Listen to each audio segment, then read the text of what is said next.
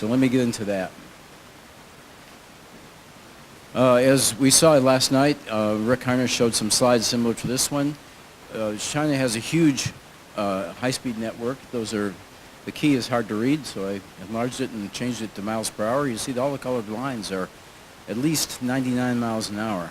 Spain has its second highest mileage of any country, only behind China.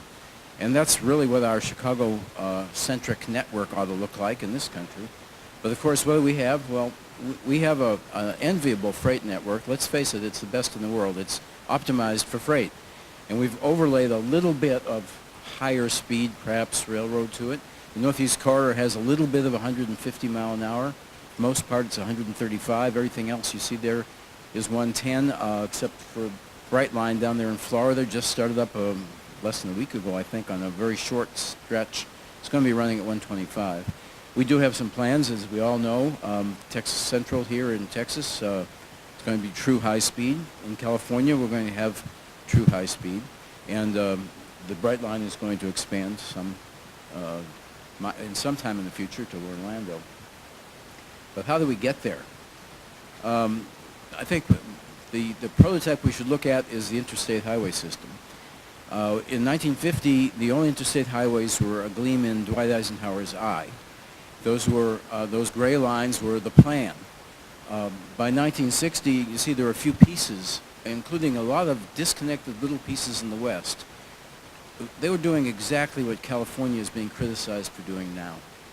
They're building the easy stuff first to learn how to do it. It's a smart way to go, and they're being criticized for that. But even by 1970, there's still a lot of missing pieces. It wasn't until 1980 that we had a network of interstate highways. And even today, well, we do have interstates paralleling the old U.S. highways, and I think we'll see this in the railroad industry too. We'll have high-speed lines paralleling the existing freight lines, maybe a mile away, as the FRA says it likes to see, or maybe a little closer. This is San Francisco Bay Area, or maybe on the same right-of-way. This is near Denver, where the interstate and the U.S. highway occupy the same right-of-way in railroad terms, and sometimes even the same track. We've all seen signs like this where the two are actually the same. So what we need is a vehicle that can go everywhere.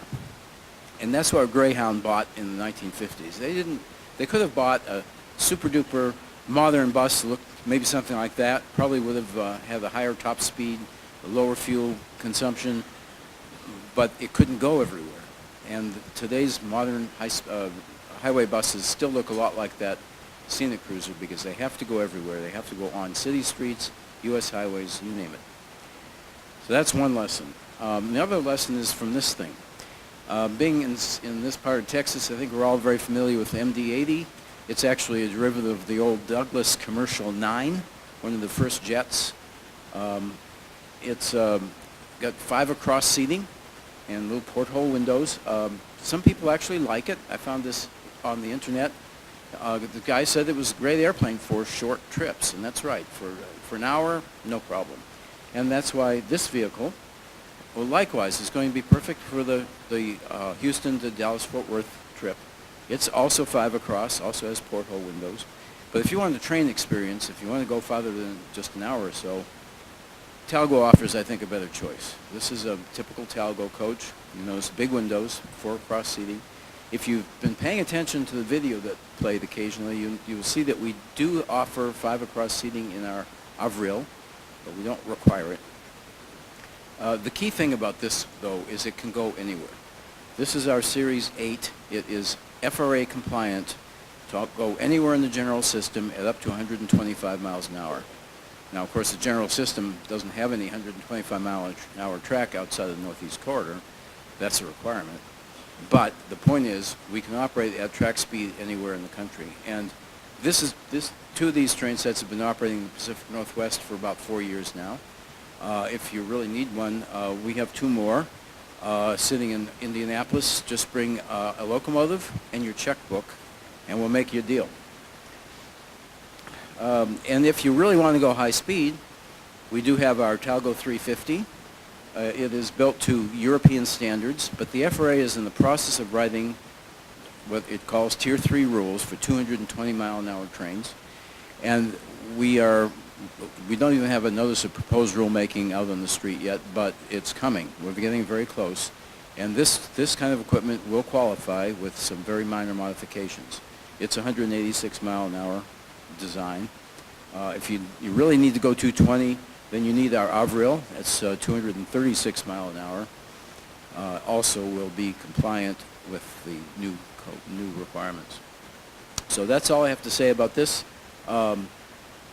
If this speed board confuses you, you don't understand what I'm saying, well, there's my contact information. Talk to me about it. I'll be around the rest of the day. Or better yet, buy a copy of Trains Magazine in March, and there'll be a full explanation there. And that's all I have to say. Thank you very much.